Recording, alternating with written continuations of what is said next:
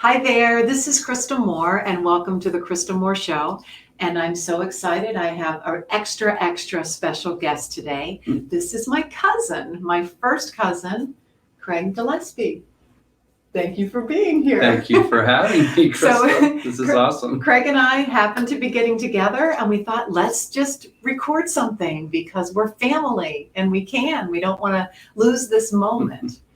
Something that you and I spoke about, Craig, is that this is kind of the year of the family.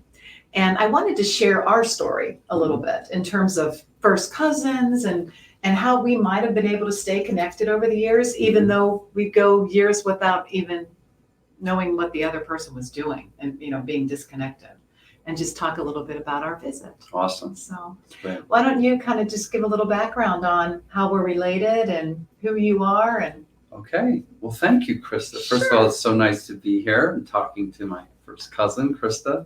So we're cousins, and I'm her mom was my dad's sister. So we're from Western Pennsylvania.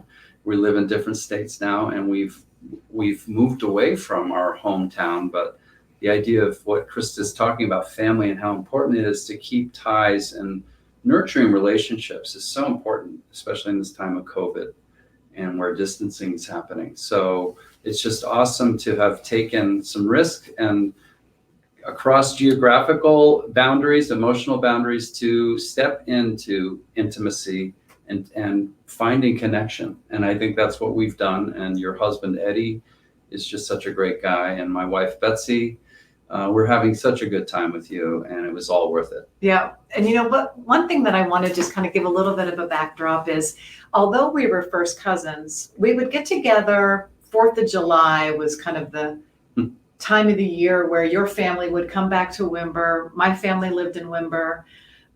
Both sides of your grandparents were from Wimber. So we had kind of that hometown experience over the years. But as we got older, we've lost touch. Because we didn't have regular family reunions.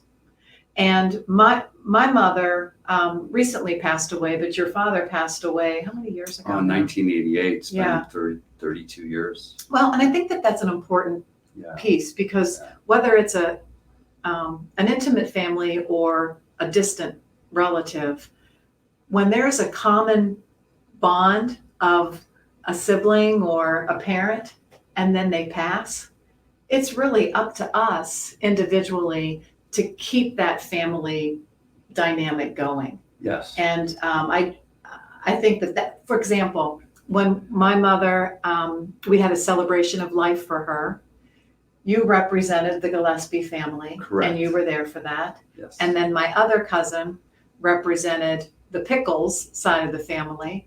But it's important that we realize that we can control that. And that's Pickles. That's actually a real person's name, the Pickles. Yeah, it wasn't like that's it's the Pickles sisters, the Pickles girls. So we have this really cool thing where life gets in the way, and it's hard to do that as we all have our own families. I have a grown son.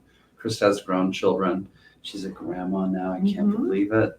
And so time can pass, and if there's not intention and there's not putting that intention into action, time can pass, and we wouldn't have these opportunities. That's right. So, I also want to add, when we would get together over the years, I'd say, oh, come down and visit Eddie and I, and let's go on vacation together or do something together.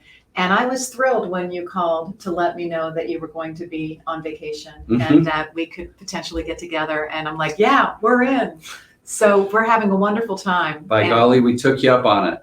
So that's so important for everyone. If you don't let the time pass, you have to jump on it. You have to take the risk. If you have family that you love, don't say, well, let's do it next year. But there's always a reason to miss out. And part of what we need to do is, in this time of cultural challenge with racial diversity, Black Lives Matter, is to get real with people. And that starts with family. I think in so many ways it starts with family. Yeah. And one of the things that we found is we were having some really deep conversations, like really having these conversations with heart, as Helen Moses refers to, just honesty and empathy. And we had different perceptions of how each other's family growing up. And it's important to have this open dialogue. I really feel like I got to know you a whole lot better than I ever knew. Yes.